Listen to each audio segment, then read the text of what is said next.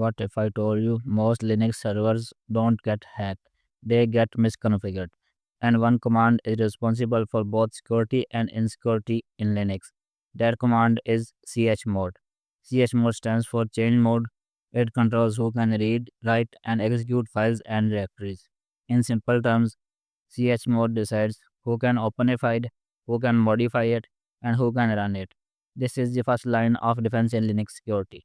Every file in Linux has three permission sets: owner, group, others, and each set has read, write, execute. When you see something like this dash rwx r dash x r dash dash, Linux is clearly saying who is allowed to do what. Linux also uses numbers to represent permissions.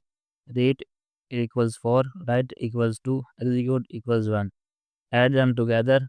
7 is equal to read plus write plus execute. 6 equals read plus write.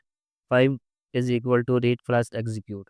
This is why we see commands like chmod 755 file-sh. Now let's talk about the most abused permission in Linux. Chmod 777. This means everyone can read, everyone can write, everyone can execute. This is not convenience, this is an open door. If an attacker can write to a file, they can inject malicious code. Imagine a web server directory with 777 permissions. If an attacker finds a vulnerable upload form, they can upload a malicious script, and Linux will happily execute it. No hacking tool required, just bad permissions. Secure systems follow one rule: least privilege.